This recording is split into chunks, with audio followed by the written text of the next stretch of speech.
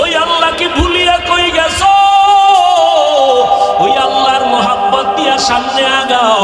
তোমার লেখাপড়া বন্ধ করা লাগবে না, চাকরি বন্ধ করা লাগবে না, আল্লাহর মোহাব্বত নিয়ে চলো। জীবনে আর নামাজ ছাড়বা না, আর মা বাবারে কষ্ট দিবা না, আল্লাহর বিরোধিতাও করবা না। যদি মা বাবার দোয়া নিয়ে চলতে পারো, আল্লাহ বিজয় দিবে দুনিয়ায়, আল্লাহ বিজয় দেবে আখিরাতে। বিনা হিসাবে জান্নাতে যাইবা। পিছনে যারা অপরাধ করেছো রে বাবা, ও যুবক, আল্লাহু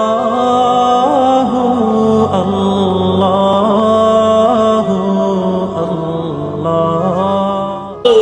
আপনার আমার নবী সাহাবায়ে কেরামদেরকে বনি ইসরাইলের এক ঘটনা শুনাইতেছেন। ভালো করে শুনবেন।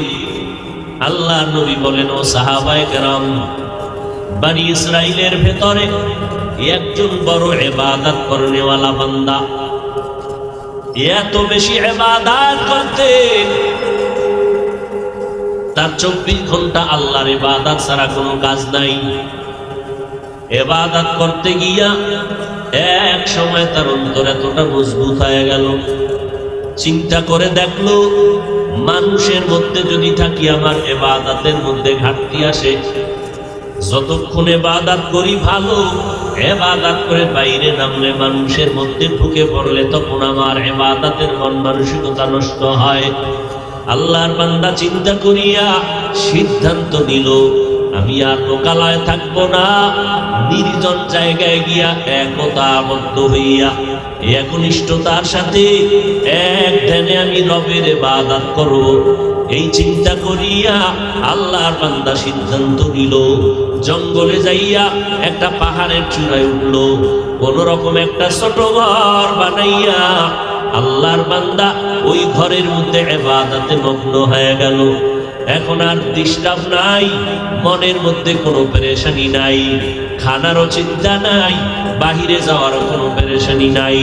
আল্লাহর বান্দা এক ধ্যানে এক মনে আল্লাহর ইবাদত করে একটা সেকেন্ড সময় আল্লাহর মোহাব্বতের বাইরে সে ব্যয় করে না।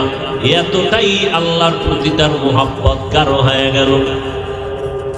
কিন্তু আল্লাহর নবী বলেন, আল্লাহর প্রিয় বান্দা যারা, আল্লাহ তাদেরকে কঠিন থেকে কঠিন পরীক্ষা নেন।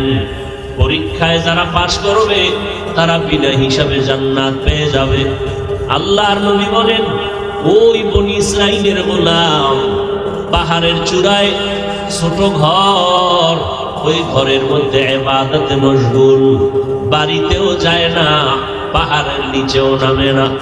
কিন্তু ঘরের ভেতরে একমাত্র মা দুঃখিনী, দীর্ঘদিন হয়ে যাওয়ার পরে পেরেশান হয়ে গেলেন। সন্তানের দেখি না, কত রাত কত দিন হয়ে গেল, আমার কলিজার টুকরা সন্তান একবারও দেখলাম না, সন্তান আমার ঘরে আসে না, মনটা বড় খারাপ। যদি আমার ঘরে আসতো, আমি আমার সন্তানকে দেখে একটু তৃপ্তি অর্জন করতাম। সন্তানের প্রতি মা বাবার কি পরিমাণ মোহাব্বত, এটা বুঝাবার কোনো ভাষা নাই। সন্তান হাজারো অপরাধ করলে মা বলিয়া যখন ডাক দেয়, মায়ের কলিজা ঠান্ডা হয়ে যায়। বাবাকে যখন বাবা বলে ডাক দেয়, বাবার কলিজা ঠান্ডা হয়ে যায়। মা দুঃখিনী চিন্তায় পড়ে গেলেন, আমার সন্তানকে কেমন করে আমি দেখব? টেলিফোনের ব্যবস্থা নাই, কেমন করে সন্তানের চেহারা দেখে অন্তর ঠান্ডা করব? মা চিন্তা ভাবনা করিয়া সিদ্ধান্ত নিল, আমি সকালবেলা বাবার সন্তানের কাছে যাই একটু দেখা করব। যদিও আমি মহিলা মানুষ, ওই পাহাড় বেয়ে চূড়ায় উঠতে পারবো না, তবে যদি আমি পাহাড়ের নিচে বৈশা আমার কলিজার সন্তানটাকে একটু মোহাব্বতে ডাক দেই, আমার সন্তান যদি এসে একটু দেখা দেয়, আমার কলিজা ঠান্ডা হয়ে যাবে। মা চিন্তা ভাবনা করিয়া সিদ্ধান্ত নিয়ে নিল, সূর্যের প্রখর তাপ বাড়তেছে, সকাল দুপুরের আগ মুহূর্তে মা সন্তানের মোলাকাতের জন্য একা একা রওনা হয়ে গেলেন। পাহাড়ের পাদদেশে যাইয়া পাহাড়ের চূড়ার মুখের মুখটা উঠাইয়া, রোদের তাপ, সূর্যের আলো, উপরে তাকানো যায় না, হাত দিয়া চোখের উপরে পর্দা লাগায় তারপরে উপরে তাকাইলেন। আমার নবীও সাহাবায়ে কেরামদেরকে এইভাবে দেখাইলেন।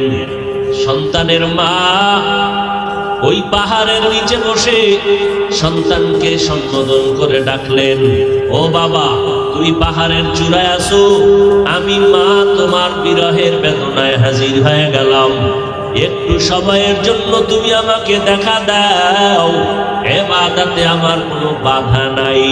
কতদিন হলো রে বাবা তোমার চেহারা দেখতে পারি না, একটু তুমি নিচে নামিয়া আমি মায়ের সাথে একটু দেখা দিয়া যাও। প্রচন্ড রোদের গরমে মা অনেকবার ডাকাডাকি করলেন। সন্তানকে এমন সময় মা ডাকলেন যেই সময় সন্তানটা নামাজের মধ্যে দাঁড়ানো।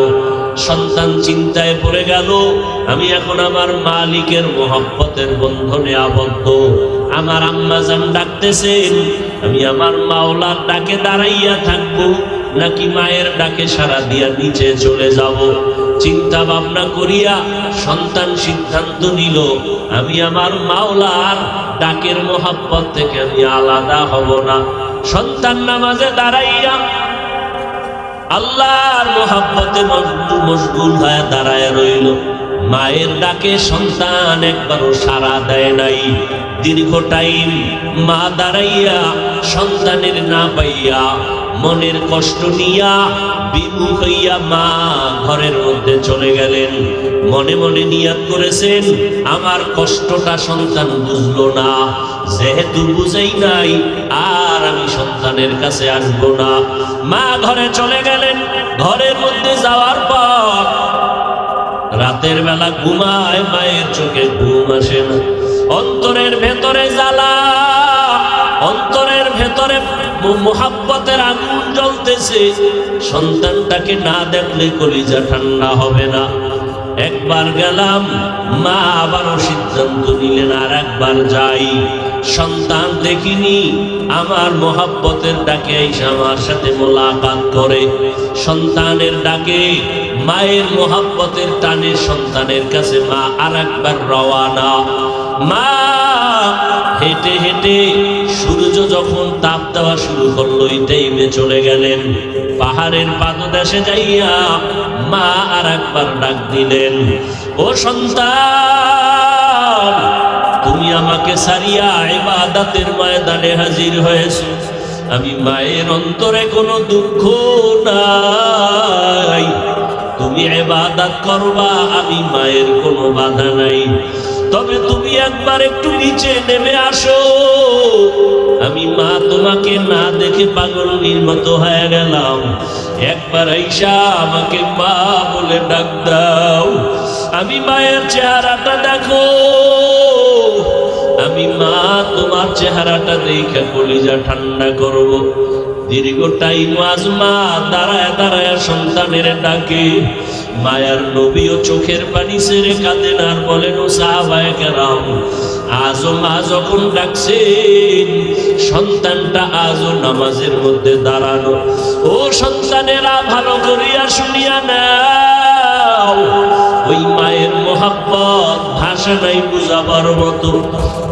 আজকে তুমি যতই বাহাদুরি করো না কেন, টাকার মালিক, বাড়ির মালিক, গাড়ির মালিক হয়ে গেছো, সম্মানের চেয়ারের মালিক, একবারও কি চিন্তা করছো রে বাবা? এই সম্মান, এই টাকা, এই বাড়ি গাড়ি, এগুলো কিছুই তোমার বাহাদুরি না, সব হলো দুঃখিনী মায়ের চোখের পানি আর মা বাবার দোয়ার কারণে। ওই মা বাবার দোয়া যদি না থাকতো তুমি সম্মানের চেয়ার পাইতা না, টাকা পয়সা বাড়ি গাড়ির মালিক হতে পারতা না। আজকে অনেক সন্তানের কারণে মা বাবা চোখের পানি ফেলে কত কান্না কাঁদে। ওই সন্তান টাকা পয়সা পাইয়া মা চিনে না, বাবাও চিনে না। ওই সন্তান টাকা পয়সার মালিক হইয়া মা বাবার খোঁজ খবর রাখে না। ও সন্তান, ওই মা যদি একবার দুঃখ করিয়া বরদোয়া করে তোমার কপাল নষ্ট হয়ে যাবে। ও সন্তানেরা, ওই মা বাবাকে কষ্ট দিও না। আজও সন্তানের মা পাহাড়ের নিচে দাঁড়াইয়া সন্তানটাকে ডাকতেছেন। হাদিসে পাকে আমার নবী বনি ইসরাইলের ঘটনা শুনাইতেছেন। সন্তান আজও নামাজে দাঁড়ানো চিন্তায় পড়ে গেল। নামাজের ভিতরে দাঁড়াইয়া আমি আমার মাওলার ডাকের সাড়া দিব না মায়ের ডাকের জবাব দিব। সন্তান সিদ্ধান্ত নিল, আজও আমি মাওলার ডাকের সাড়া থেকে পিছনে যাব না। মা যতই ডাক দেখ না কেন, আমি মায়ের ডাকে সাড়া দিব না। আজও মা সূর্যের গরমে দীর্ঘ টাইম কষ্ট করে দাঁড়াইয়া সন্তানের সাড়া না পাইয়া মা কষ্ট নিয়ে বাড়ির মধ্যে রওয়ানা। বিদায় বেলা যায় আর বলে, ও সন্তান তুমি ইবাদত করো, আমি মা চলে গেলাম, আর তোমারে আমার প্রয়োজন নাই রে বাবা। মা কষ্ট নিয়ে বাড়ি চলে গেলেন। দুদিন তিন দিন কিন্তু মায়ের অন্তরে মানাইতে পারে না। সন্তানের কথা যখনই মনে পড়ে মা অঝোর দাঁড়ায় কান্না করে। ও দয়ার মালিক, ওই সন্তানের তো বুঝাইতে পারি না আমি মায়ের মনে কত কষ্ট। এইবার মা শেষ আর একবার সিদ্ধান্ত নিলেন, আমি এই শেষবারের মতো আবার যাব, সন্তানের গিয়া কলিজা ভরে ডাকবো। সন্তান দেখিনি শেষবারের মতো আমার মোহাব্বতে আইসা সাড়া দেয়। তৃতীয়বারের মতো মা ঘর থেকে বের হইয়া রওয়ানা। ও যুবক বাবারা, বাবার দোয়ার কারণে রে বাবা, অথচ সন্তানের একটু ভাবিয়া দেখো, এই বয়সে মা বাবাকে কত কষ্ট দিয়েছো, মা বাবারে কত ধমক দিয়েছো। ও সন্তান, কপাল যদি ভালো করতে চাও ওই মা বাবার কাছে গিয়া ক্ষমা চাইয়া দোয়া নিও। মা বাবা যদি দোয়া না করে তোমার কপাল আর খুলবে না। আর যদি মা বাবা তোমার আমার মাথায় হাত বুলাইয়া দোয়া করিয়া দেয়, সাথে সাথে আল্লাহর দরবারে মা বাবার দোয়া কবুল হয়ে যাবে। ও সন্তান, ওই মা বাবারে ভুলিয়া যাইও না রে বাবা, মা বাবারে কষ্ট দিও না রে বাবা। ওই মা বাবার দোয়া নেওয়ার চেষ্টা করিও। ওই মা বাবা দোয়া করলে আরশে আজিমে বসতে কোনো পর্দা থাকবে না। আল্লাহর বান্দি সন্তানের মহব্বতে পড়িয়া তৃতীয়বারের মতো রওয়ানা। সন্তান কোথায় একটা নজর দেখবো, কলিজা ঠান্ডা হয়ে যাবে। মা সন্তানকে পাওয়ার জন্য, দেখার জন্য শেষবারের মতো রওনা হয়ে গেল। সূর্যের গরম, পাহাড়ের পাদদেশে গিয়া মা দাঁড়াইলেন। দাঁড়াইয়া আবার আগের মতো ডাকতেছে, ও আমার কলিজার সন্তান, শেষবারের মতো আসছি রে বাবা। আমি তোমাকে না দেখলে আমার কলিজা ঠান্ডা হবে না। একটু নিচে নেমে এসে মায়ের চেহারার সাথে একটু দেখা করায়া যাও। সন্তানকে মা আজও এমন সময় ডাক দিলেন যেই সময় সন্তান নামাজের ভিতরে মশগুল। সন্তান চিন্তায় পেরেশান হয়ে গেল, মায়ের ডাকে আমি কি নিচে যাব না নামাজ শেষ করব। সন্তান আজও সিদ্ধান্ত নিল মায়ের ডাকে সাড়া না দিয়া নামাজ ছাড়ব না, নামাজের ভিতরে মশগুল হয়ে যাব। ইসলামের আইন হলো নফল নামাজ যদি পড়ো, মা যদি বারবার ডাক দেয়, নামাজ তুমি ছেড়ে দিয়া মায়ের ডাকে সাড়া দাও। কারণ মা যদি আবার কষ্ট পাইয়া চোখের পানি ছেড়ে দেয়, সন্তান যত টাকার মালিক হও না কেন, যত গাড়ি বাড়ির মালিক হও না কেন, মায়ের বরদোয়ার সাথে সাথে কবুল হয়ে যাবে। তোমার কপাল পুড়িয়া যাবে। টাকা পয়সা তোমাকে বাঁচাইতে পারবে না, ক্ষমতায় বাঁচাইতে পারবে না। ওই মা বাবার অন্তরে যেন কষ্ট না যায়, এই জন্য ইসলামের আইন হলো নফল নামাজেও যদি দাঁড়াও, মা বাবায় যদি কলিজা ভরিয়া বারবার ডাকে, তাড়াতাড়ি নামাজ সারিয়া সারা দাও, মা বাবা যেন কষ্ট না পায়।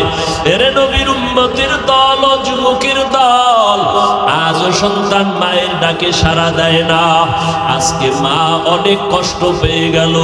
3টে দিন আসলাম, একটা দিন সন্তান আমার ডাকে সাড়া দিল না। আজকে মা এত ভীষণ কষ্ট পাইয়া চোখের পানি ছেড়ে কান্না শুরু করলেন। সর্বশেষ মা নিরুপায় হইয়া কষ্ট নিয়ে বাড়ির দিকে রওয়ানা। আজকে বাড়িতে যায় আর মনে মনে আমার মাওলার কাছে একটু বরদোয়ার মতো কথা বলেই ফেললো। তেমন কঠিন কথা না, হালকা ভাবে বলল, ও আসমানের মালিক, 3টা দিন আমি মহিলা মানুষ ঘর থেকে কষ্ট করে হেঁটে হেঁটে আসলাম, সূর্যের গরমের মধ্যে আসিয়া 3টা দিন ডাকলাম, আমার সন্তান একবারও সাড়া দিল না। ও আল্লাহ, তোমার কাছে হালকা ভাবে বিচার দেই, তোমার এই বান্দাটাকে মরণ দিবা না যতক্ষণ পর্যন্ত একটা জিনাকারিনী অবৈধ নারীর চেহারা দেখবে না, ততক্ষণ আমার সন্তানটার মরণ দিও না। অর্থাৎ একটা জিনাকারিনী নারীর চেহারা দেখাইয়া তারপরে মরণ দিও। মা বেশি কঠিন বরদোয়া করে নাই। যদি মা বলতেন জিনা না করাইয়া কবর দিও না, তাহলে আরো মারাত্মক হয়ে যাইত। কিন্তু আল্লাহর খাস বান্দাদের জন্য এটাও বড় কঠিন।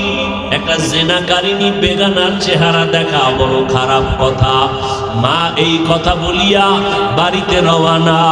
আমার মাওলার আদালতে মায়ের দোয়াটা কবুল। 1 সেকেন্ড আর দেরি হয় নাই, এই মায়ের দোয়া কবুল হয়ে গেল। এলাকার ভিতরে সুনাম ছড়ায় গেল। মানুষে কথা বলতেছে, আমাদের বনি ইসরাইলের ভিতরে এত বড় আল্লাহওয়ালা আর নাই। বলে কেমন? একটা সেকেন্ড আল্লাহর ইবাদত ছাড়া কাটায় না। কোথায় কাটায়? পাহাড়ের চূড়ায় উঠিয়া আল্লাহর ইবাদত করে। ওই বলতে বলতে পুরো এলাকায় ছড়ায় গেল তার সুনাম। ওই এলাকায় একটা সুন্দরী নারী ছিল, অত্যন্ত চেহারাওয়ালা। ওই মহিলা ডাক দিয়া কয়, তোমরা কার এত গুণগান গাও? বলে আমাদের বনি ইসরাইলের সন্তান পাহাড়ের চূড়ায় ইবাদত করে, একটা সেকেন্ড ইবাদত ছাড়া খালি যায় না, এবং সে কোনো গুনাহ করে না, গুনার দিকে নজরও দেয় না।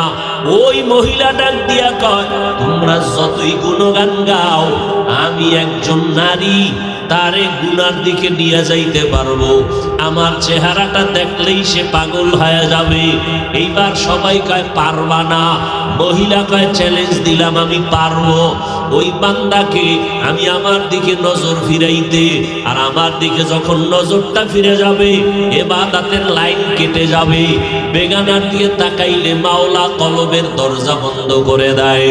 আল্লাহ আমাদের নজরকে হেফাজত করার তৌফিক দান করেন, বলেন আমিন। আল্লাহর বান্দি সুন্দরী নারীটা পাহাড় বেয়ে বেয়ে উপরে চলে গেল। অনেক মানুষ দেখার জন্য ভিড় জমায়ে গেল।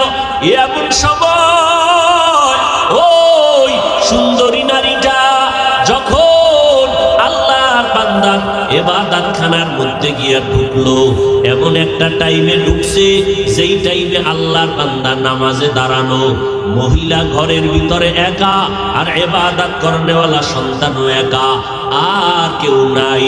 মহিলার দিকে আকর্ষণ বাড়ানোর জন্য, মহিলার চেহারার দিকে নজর নেওয়ার জন্য যত ধরনের সিস্টেম করা দরকার ওই মহিলা তাই করলো। কিন্তু আল্লাহ পাকের কুদরত, ওই বান্দার নজরটা একবারের জন্য বেগানার দিকে যায় নাই।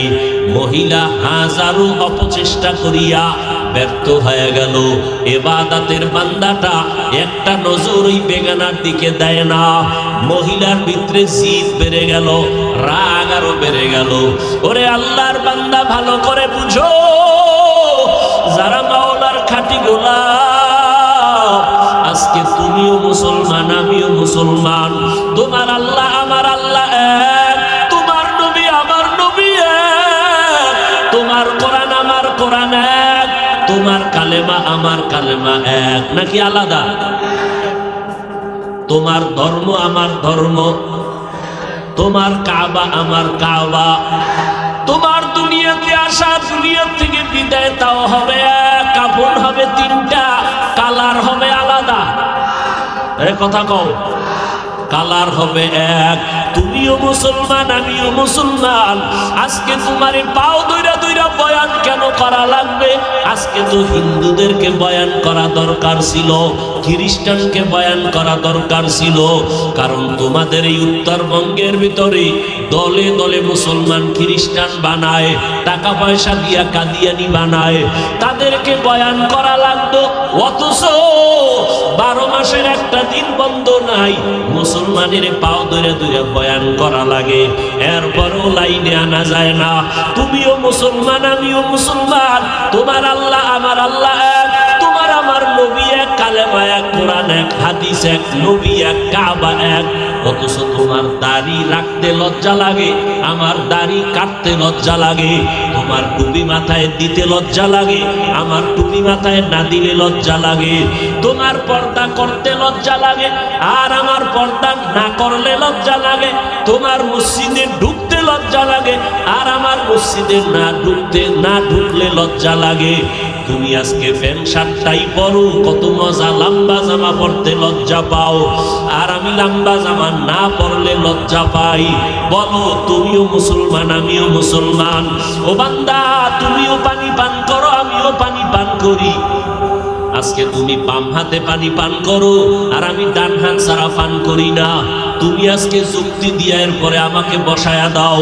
ও মুসলমানের সন্তান, আবার তোমাদের লাইনে আমাদের মতো হুজুর না, জীবনে মাদ্রাসায় পড়ে নাই, তোমার মতো লাইনের বহু আল্লাহর বান্দা স্কুলে পড়ে, কলেজে পড়ে, চাকরি করে, ব্যবসা করে, 5 বেলার নামাজি আছে না নাই? ওরে বান্দা, তোমার টুপি পরতে লজ্জা লাগে, অথচ তোমার লাইনে কিছু বান্দা আছে টুপি কখনো মাথার থেকে ছাড়ে না, নামাজের আজান হলে মসজিদে হাজির। ও বুড়া বাবাজিরা, আপনার মতো কত বুড়ারা হাতের মধ্যে লাঠি নিয়ে টোকাইয়া কষ্ট করে করে মসজিদে গিয়া নামাজ পড়ে, আর আপনি নামাজ পড়তে ভালো লাগে না। আপনিও মুসলমান, ওই বুড়াও মুসলমান। ওই স্কুল কলেজের ছেলে মেয়েরা তোমার মতো যুবক স্কুলে পড়িয়াও নামাজ ছাড়ে না, রাস্তায় গাড়ি চালায় নামাজ ছাড়ে না। তুমিও মুসলমান, তোমার ওই ভাইও মুসলমান, র্যাব আর্মি পুলিশ বিডিআরের চাকরি করে, নামাজ ছাড়ে না। তুমিও মুসলমান, তারাও মুসলমান। ও আল্লাহর বান্দারা, ও পর্দার আড়ালের আম্মা জানেরা, আমরা আল্লাহর রাস্তায় চলতেছি। ও পর্দার আড়ালের মা, আপনাদের মধ্যে থেকেই তো দুনিয়াতে নবী আসছেন, সাহাবায়ে কেরাম আসছেন, ওলিয়া উলিয়া আসছেন, হাফেজে কোরআন আসছেন। আপনারা তো হাফেজে কোরআনের মায়ের মতো মা, আপনারা তো নবীদের মায়ের মতো মা, আপনারা তো খাদিজা রাদিয়াল্লাহু আনহার মতো নারী, আপনারা তো ফাতেমা রাদিয়াল্লাহু আনহার মতো নারী, আয়েশা রাদিয়াল্লাহু আনহার মতো নারী। ও পর্দার আড়ালের আম্মা জান, আপনার মতো কত মা এখনো গ্রামে খুঁজলে পাওয়া যাবে, স্বামীর মাল হেফাজত করে, 5 ওয়াক্ত নামাজ পড়ে, বেপরদায় চলে না। এমন মায়ের অভাব নাই। আপনারা কেন পারেন না রে মা? আল্লাহর কাছে তওবা করে। ও যুবকেরা, এখনো সময় আছে, তওবা করো। ওই আল্লাহর বান্দা এত সুন্দরী নারী সামনে দাঁড়াইলো, কতটা অঙ্গি ভঙ্গি করলো, কতটা অপকৌশল করলো, ওই বান্দার একটা নজরও বেগানার দিকে যায় নাই। আর তুমি এমন মুসলমান, মোবাইলটা নিয়ে সারা রাত কবিরা গুনাহ দেখো, আছে না নাই? সারাটা রাত দরওয়াজা জানালা বন্ধ, মা দেখে না, বাবায় দেখে না, তুমি মোবাইলে কি করো? দেখনেওয়ালা কেউ আসেনি? কে আছে? ওই মাওলারে কেমনে ফাঁকি দিবি রে গুনাহগার? ওই আল্লাহরে ফাঁকি দিয়া কই যাবি রে ভাব? ওই আল্লাহর ধরা থেকে ফেরাউন বাঁচতে পারে নাই, ওই আল্লাহর ধরা থেকে নমরুদ বাঁচতে পারে নাই, ওই আল্লাহর ধরা থেকে দুনিয়ার কোনো নাফরমান বাঁচতে পারে নাই। ও আল্লাহর বান্দারা, এখনো সময় আছে, তওবা করো। ওই আল্লাহর বান্দার সামনে ওই সুন্দরী নারীটা ব্যর্থ হইয়া এবার নিচে নেমে আসলো, পারলো না। পাহাড়ের নিচে নাইমে আসার পরে সামনে একটা খোলা ময়দান, ওই ময়দানে এক রাখাল বকরি চড়ায়। মহিলাটা রাখালের কাছে চলে গেল, খেয়াল করো, মহিলাটা রাখালের কাছে চলিয়া গেল। ওই রাখালের ধোকা দিয়া এমন ভাবে আকৃষ্ট করলো, রাখালের সাথে তার জিনা হয়ে গেল। জিনার মধ্যে একটা বাচ্চা গর্ভে চলে আসলো। ওই বাচ্চাটা গর্ভে ধারণ করলো। বৈধ না অবৈধ? অবৈধ বাচ্চা গর্ভে নিয়া ওই সুন্দরী নারীটা সবাইরে বলতেছি, তুমগো ইবাদত করনেওয়ালা বান্দারে ধোকা দিছি। সত্য কয় না মিথ্যা কয়? মিথ্যা কয়। বাচ্চাটা যখন দুনিয়াতে ভূমিষ্ঠ হলো, এইবার বাচ্চাটারে কোলে নিয়া এই জেনাকারিনী বেশ্যা নারী বাচ্চাটা কোলের মধ্যে নিয়া এলাকার বড় বড় মাতুব্বার যারা বড় বড় ধনী মাথাওয়ালা এগো সামনে গিয়া কয়, এই যে বাচ্চা এটা জানুনি কার? কয় জানি না। ওই পাহাড়ের চূড়ায় যিনি ইবাদত করে তার বাচ্চা, আমার সাথে ওই ইবাদত করনেওয়ালা জেনা করেছে, এই জেনার বাচ্চা অবৈধ। তুমগো ইবাদত করনেওয়ালার সবার মাথা গরম হয়ে গেল। আমাদের এত সুনাম, ওই ভাইজানের এত গুণগান বলি, এত বড় আল্লাহওয়ালা, এত সুনাম গাইলাম, তার এই অবস্থা। আমরা তার কথা শুনতে রাজি না। লাঠি ছোটা হাতে নিয়া পাহাড়ের চূড়ায় চলে গেল। পাহাড়ে উঠিয়া এবার তার ঘর ভেঙে দিল। এক পর্যায়ে ওই আল্লাহর বান্দার শরীরের উপরে বেতের আঘাত যখন শুরু করলো, আবেদ বান্দা চোখের পানি সারিয়া কয়, বাবারা এক সেকেন্ডের জন্য দাঁড়াও, তোমরা আমার গায়ে হাত তুলতেছো কারণ কি? বলে শুনছি তুমি আমাকে এই সুন্দরীর সাথে জিনা করেছ, অবৈধ বাচ্চা হয়েছে। ওই আল্লাহর বান্দা চোখের পানি ছেড়ে বলে, আল্লাহর কসম আমি একটা গুনাহ করি নাই। খবরদার বলে না সবাই, মহিলা ঘুরে ঘুরে বলে তুমি জিনা করেছো। এখানে তো সাক্ষীরও কোনো কায়দা নাই। আল্লাহর বান্দা ইবাদত করনেওয়ালা বলে, ওই মহিলাটাকে ডাক দাও, আমার সামনে হাজির করো। মনে আসেনি মা কি বলছিল? ও আল্লাহ, আমার সন্তানটারে একটা অবৈধ নারীর চেহারা না দেখাইয়া মরণ দিবা না। তোমার কাছে এটা কঠিন কিছু না, কিন্তু একজন ইবাদত করনেওয়ালার কাছে জীবন ধ্বংসের মতো। বেগানার নজর দেওয়া, একটা জেনাকারিনীর চেহারা দেখা, এটা ইবাদতের লাইন কাইটা যাওয়ার কারণ। এটা তোমারে তো বুঝানোই যাবে না। ওই আল্লাহর বান্দার জন্য মা বলেছিলেন, জেনাকারিনীর চেহারা না দেখাইয়া আমার সন্তানের মরণ দিবা না। এইবার মায়ের দোয়া কবুল হচ্ছে। সবাই দৌড়াইয়া গেল, এই তুমি বাচ্চা নিয়ে আসো আমাদের আল্লাহর ওলির দরবারে। তার সামনে দাঁড়াইয়া তুমি বলতে পারবানি? হ্যাঁ বলবো। চলো চলো।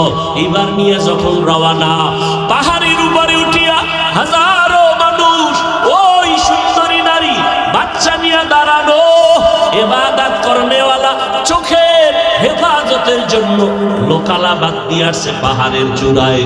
কিন্তু আজকে বেগানার নজর দিতে হবে, জেনাকারিনীর চেহারা সামনাসামনি হবে, না হয় বাঁচার উপায় নাই। নামাজের মুসাল্লায় দাঁড়াইয়া চোখের পানি সারিয়া কয়, মালিক তুমি জানো আমি কোনো অপরাধ করি নাই, আমার বিরুদ্ধে অপবাদ রটায়। ও আল্লাহ, আমার তো কোনো সাক্ষী নাই, তুমি কুদরতের ফয়সালা করে দাও। ও আল্লাহ, তুমি জানো আমি তো কোনো গুনাহ করি নাই, মানুষ আমার বিরোধিতা করে। ও আল্লাহ, তুমি আমাকে পবিত্র বানায় দাও, পবিত্র প্রমাণ করে দাও। এইভাবে কান্নাকাটি কইরা এইবার জিনাকারিনী মহিলার সামনে আইসা ডাক দিয়া কয়, তুমি আমার বিরুদ্ধে অপবাদ দিছো? বলে হ্যাঁ। কি দিছো? কয় বাচ্চা তোমার, দে বাচ্চা আমার হাতে দে। এবার ওই বেশ্যা জাহান্নামী জিনাকারী নারীর হাত থেকে দুধের বাচ্চাটা কোলের মধ্যে নিয়া আল্লাহর বান্দা চোখের পানি ছেড়ে কাঁদেন। আর সবার সামনে দুধের বাচ্চাটারে জিজ্ঞাসা করে, এই বাচ্চা কথা বল, বল তাড়াতাড়ি তোর বাবাকে। বাচ্চাকে যখন প্রশ্ন করলো, বাচ্চাটা কথা বলতে পারত না। ওই যে নামাজ পড়া মাওলার কাছে কান্নাকাটি করে দোয়া করছি, আল্লাহ কুদরতের রাস্তা খুলে দিছেন, বাচ্চার জবান খুলে গেছে। দুধের বাচ্চা ডাক দিয়া কয়, আমার বাবা হলো ওই রাখাল, আমার বাবা হলো ওই রাখাল। এইবার আল্লাহর বান্দা পবিত্র হয়ে গেল, ওই জিনার অপবাদ থেকেও আল্লাহ বাঁচাইলেন, আর মায়ের বরদোয়াটাও কাজে লাগাইলেন। মা বলছিল জেনাকারীর চেহারা না দেখে মরণ হবে না, চেহারাও দেখাইলেন, আর মাওলার কাছে চোখের পানি ছেড়ে কান্না করেছেন। আল্লাহ তার ইজ্জত হেফাজত করলেন। এইবার সব মানুষ মহিলার উপরে ক্ষিপ্ত হয়ে গেল। এরে নবীরা আশিক উম্মতের দল, ওই আল্লাহ এখনো আছে না নাই? ওই আল্লাহকে ভুলিয়া কই গেছো? ওই আল্লাহর মোহাব্বত দিয়া সামনে আগাও। তোমার লেখাপড়া বন্ধ করা লাগবে না, চাকরি বন্ধ করা লাগবে না, আল্লাহর মোহাব্বত নিয়ে চলো। জীবনে আর নামাজ ছাড়বা না, আর মা বাবারে কষ্ট দিবা না, আল্লাহর বিরোধিতাও করবা না। যদি মা বাবার দোয়া নিয়ে চলতে পারো, আল্লাহ বিজয় দিবে দুনিয়ায়, আল্লাহ বিজয় দেবে আখেরাতে। বিনা হিসাবে জান্নাতে যাইবা। পিছনে যারা অপরাধ করেছো রে বাবা, ও যুবক, আল্লাহ হেদায়েতের মালিক। কয়দিন আর বাহাদুরি করবা? আল্লাহর কাছে বিনয়ের সাথে তওবা করো। গুনার কথা একদিকে তাকাইয়া মনে মনে আমার মাওলারে ডাক দাও, ও আল্লাহ, জীবনে তো কম নামাজ ছাড়ি নাই, কম বেপরদায় চলি নাই, আজকে থেকে তৈরি হয়ে গেলাম, আর নামাজ ছাড়বো না। আমার মতো তোমার মতো বান্দা যদি স্কুল কলেজে পড়িয়াও নামাজ পড়ে, তুমি কেন পারবা না? মনেরে বুঝাও। তোমার মতো যুবক যদি গাড়ি চালাইয়া নামাজ পড়ে, তুমি কেন পারবা না? তোমার মতো বান্দা নদীর মধ্যে কাজ করে, কৃষি কাজ করে, নামাজ ছাড়ে না, তুমি কেন পারবা না? আল্লাহর কাছে হেদায়েতের জন্য দোয়া চাও, মা বাবার দোয়া নিয়ে চলবা, আর কোনোদিন দাড়ি কাটবা না, মা বাবারে কষ্ট দিবা না, আলেমদের বিরোধিতা করবা না, নবীর তরিকার বাহিরে চলবা না। তওবা করার মতো যদি অন্তর তৈরি হয়, মুনাফিকি যদি অন্তরে না থাকে, ও যুবক, পায়ে হাত রেখে বলে গেলাম, আমার মতো হুজুর হইতে তোমাকে বলি না, মাওলানা হইতেও বলি না, তুমি ডাক্তার হও, ইঞ্জিনিয়ার হও, তবে আল্লাহর হুকুম মতো চলিও, নবীর তরিকা মতে চলিও, মা বাবার দোয়া নিয়ে চলিও, আলেমদের পরামর্শ নিয়ে চলিও, নবীর মোহাব্বত নিয়ে চলিও। তোমার ব্যবহারে যেন কেউ কষ্ট না পায়, তোমার আদর্শ দিয়া যেন অন্ধকার দূর হয়ে যায়, আদোওয়ালা জিন্দেগি নিয়ে চলিও। আল্লাহর কাছে তওবার যদি খাঁটি নিয়ত অন্তরে কারো থাকে, যে মরিয়া গেলে যাবা না, নামাজ ছাড়বা না, আল্লাহকে যদি মন মতো বলতে পারো, আল্লাহ হায়াতের মালিক তুমি, রিজিকের মালিক তুমি, সম্মানের মালিক তুমি, আজকে থেকে তওবার নিয়ত করলাম, নামাজ ছাড়বো না, দাড়ি কাটবো না, বেপরদায় চলবো না, মা বাবার সাথে বেয়াদবি করবো না, উলামায়ে কেরামের পরামর্শ নিয়া নবীর সুন্নাত অনুযায়ী চলবো। তওবা করার মতো যদি কারো অন্তর তৈরি হয়, খাঁটি অন্তর যদি থাকে, মুনাফিকি যদি অন্তরে না থাকে, খাঁটি তওবার নিয়ত যাদের আছে, দুটো হাত আমার আল্লাহকে দেখাইয়া দাও।